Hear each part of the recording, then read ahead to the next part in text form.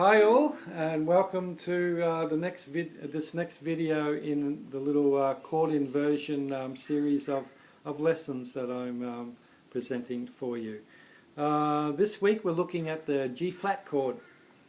And the G flat chord, we're going to this week introduce a new chord shape, and that is the correct F chord shape. So the first G flat chord, well, let's look at the F shape, the true F shape. So you all know an F chord, the open F chord, but that actually isn't the true shape because it has a bar on the next fret. But because the F chord is so far down the fretboard, the bar falls off the end of the fretboard, so it's not in play. So that's why we play the F just with two fingers normally. However, if we move it up the fretboard, we go up one position and now that bar comes onto the fretboard. That will then give us a G flat chord. It has to, because these shapes, remember, follow a chromatic scale. So there's your F chord. Come up one fret, now the bar comes on. That's a G flat chord. So that's your first position G flat, and that is the true F shape. So you got a bar and then you got an F chord behind it. That's your G flat. The next position G flat, we're going to use the correct D chord shape, as we've discussed, back through previous weeks. This time it's going to start, the correct D shape is going to start on the 4th fret. So I put my index on the 4th fret, on the A string, and then I miss a fret, and then I hold 3 fingers down onto the 6th fret. So once again, you can either use your 3 fingers or do one, whatever works for you. So that's the D shape.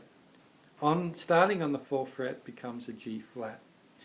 And the second or the third position G flat we're going to look at, once again we'll follow the C shape. And we're going to start it on the 6th fret, miss 2 frets, and then finger on the A string.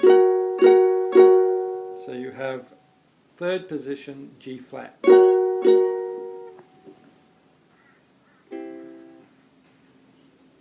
So bar on the 6th, miss out 2 frets, and stick your finger on the A string. So that's the correct C shape, but now we're playing it, because we're playing it way up on the 6th fret, it becomes a G flat. And if you haven't looked at any of the other videos where we talk about how the shapes move up and down, I'll just reaffirm what it is. So we basically, all the frets follow the chromatic scale. And how I know this is a G flat, because I can work it out. Even if I didn't know it was a G flat, that's probably a better way of looking at it. Even if I didn't know that was a G flat, I could work it out simply knowing the shape I'm playing. I take it back to, I know what the shape is. In this case it'll be the C. So I move it up one, that's got to be a D flat. Move it up once again, that's got to be a D. Move it up once again, it's got to be an E flat. Move it again, an E. Once more, an F. And once more, it's got to be a G flat. And actually, if I moved it up once more, I've got a G.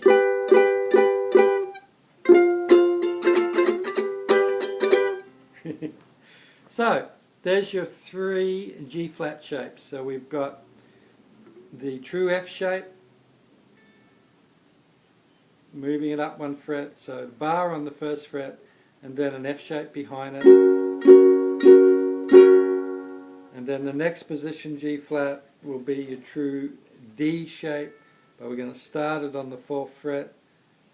So finger on the A string on the 4th fret, miss out a fret, and then the 2nd, 3rd and 4th string held down. And then we go up to the 6th fret and do the true C shape. So there we have it, the 3 G-flat chords, or 3 different position G-flat chords. Have fun playing with them this week, and next week we move on to the G chord. Thank you.